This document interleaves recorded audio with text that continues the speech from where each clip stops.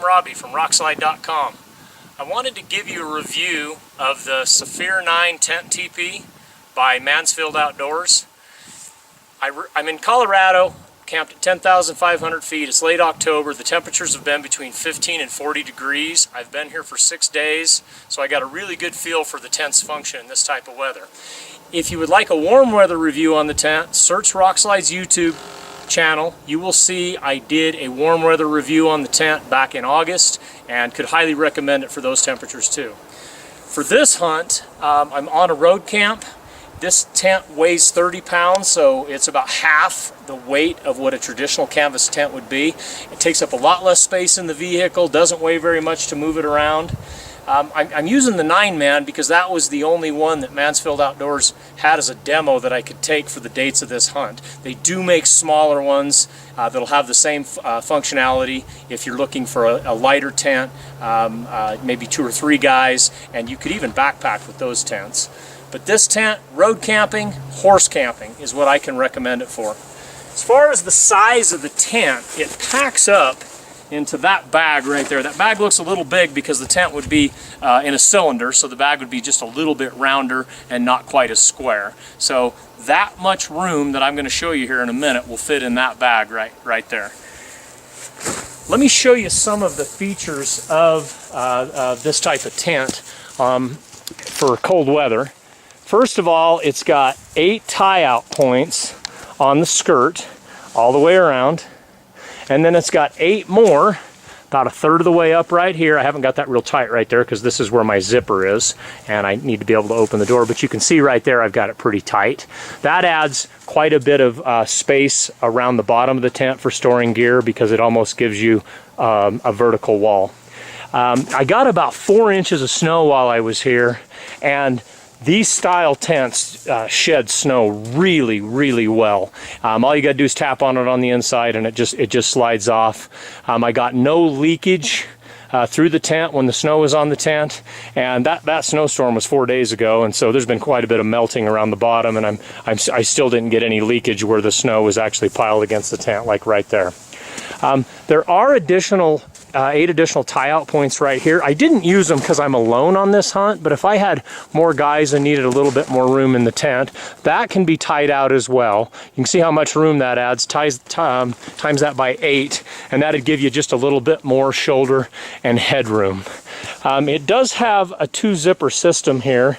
That's the main entry zipper.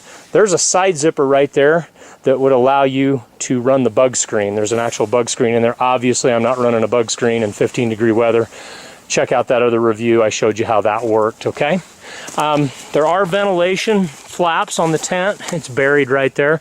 Same thing. Didn't need it for this hunt, but you could use that in warm weather to get a little bit more ventilation. The tent is very unique in that it has a removable cap, and that cap is operated by these, there's some strings on the inside, but these right here are elastic, and when you pull the strings on the inside, it stretches the elastic, and then when you're done using the cap for either ventilation, clearing smoke, or running a wood stove, there's a little stove jack right there.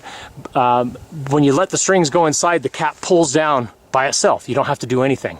It works really well. I do a demonstration of that in the other video if you want to see it. One thing that I really like about this tent, that it's got a Cordura-like fabric at the bottom. The rest of the tent is an ultra-light canvas, like I said, about half the weight of traditional canvas.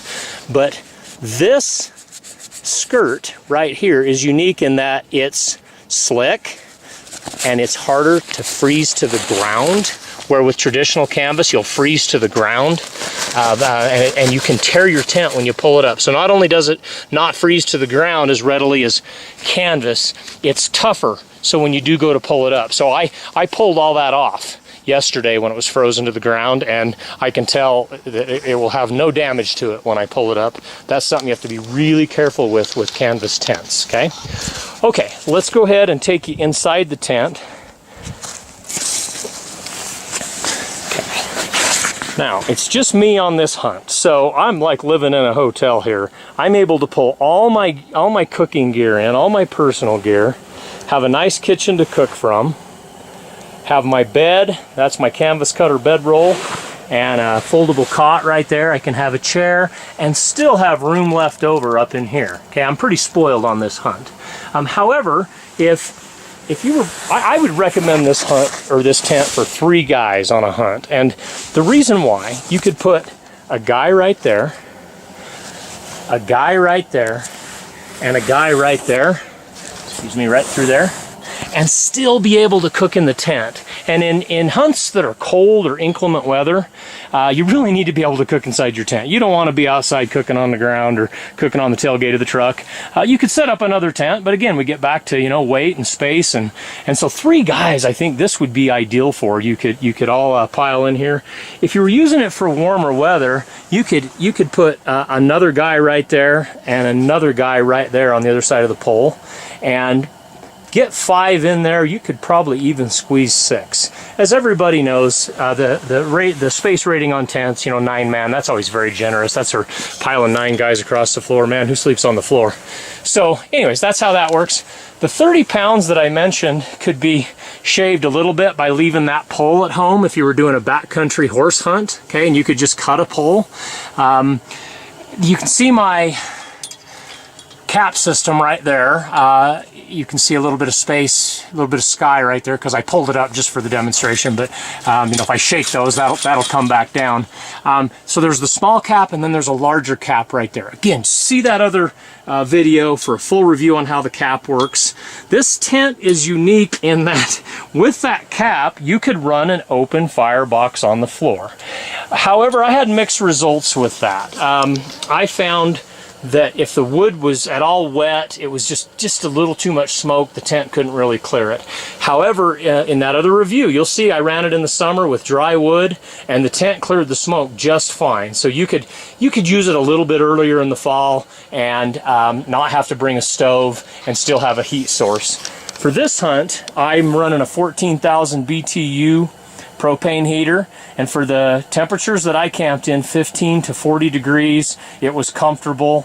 The great thing about teepee tents is a lot of heat collects up here, and so I always run a pulley. You can see that pulley right there. Right now I've got the lantern on it, but I could hang boots on there, coats, clothes, whatever, pull them up in the ceiling. It's the next best thing to a clothes dryer. So if you're running the propane heater below the 15 degrees though, you probably need a bigger one. I could tell when I got down to 15 degrees I had to run it on high, and I could heat the tent, but you know, if you got much below that, you'd need a little more power, I think. So there are additional tie-outs down here. I didn't test it, but there's some type of nest that you can run with this. I didn't need it, but you know, those are the ends of the tie-outs from outside, so when you pull on those, it pulls the tent out. The others that I mentioned are right there, so you see how much more room I could add to the tent. So finally, probably the best thing about canvas, and I used canvas for years, a lot more than I've used sil nylon. I saved the sil nylon for the lightweight backpack or horse packing situations where it's maybe just 1 horse for 2 guys. However, canvas, I think, outperforms sil nylon in the sense that it's breathable. I had 4 inches of snow. It warmed up. It was freezing after that. I got virtually no condensation on the tent wall. One day I could see a little ice had built up on it, but it still wasn't enough to drip. Where in a sil nylon, until you get the tent warm, you'll be fighting condensation unless it's a double wall tent, and then by the time you go double walls, you're going to be adding quite a bit of weight to it. So for those of you that are horse packers, road campers, I could highly recommend this tent. If you really wanted to use ultralight canvas for backpacking, multi-person trips, you could look at some of their smaller tents in the Safir line. They're going to function the same with everything that I just showed you. And again, if you're running it earlier in the fall, you've got the option of running just an open fire ring on the floor, as long as you've got dry wood, and have that heat source for those chilly evenings and chilly mornings. So I think that's everything I wanted to show you with the tent. Oh, here's one more trick I wanted to show you. If you can get enough aspect on here to see this. Okay, Zippers are great until you get to about right there, and then you got to bend down, and then you can't quite get to the bottom. So I always keep a stick, there we go, on the inside right here, and then I can push that to the bottom. Okay, now where it really helps is if you'll put a piece of twine on here or a rope, and your corners are staked out tight enough, you don't have to bend down every time you go out the tent. You can just pull on that and it will come up. You do have to be very careful going in and out of the tent, because you can get hung up on this, get it wrapped around an arm or your neck or whatever, and you can damage the zipper. However, that is one little tip that I've learned with teepee tents that are really nice. You don't have to bend down so far to get that open. Okay, so that's my review of the Safir 9 Tent Teepee by Mansfield Outdoors. You can check out rockslide.com, or you can go directly to mansfieldoutdoors.com, and Tom runs that. He's a good guy. He can walk you through the whole process of getting a tent, and also they have a lot of other options in the ultralight canvas besides the Safir 9. So give him a call. Thanks for tuning in.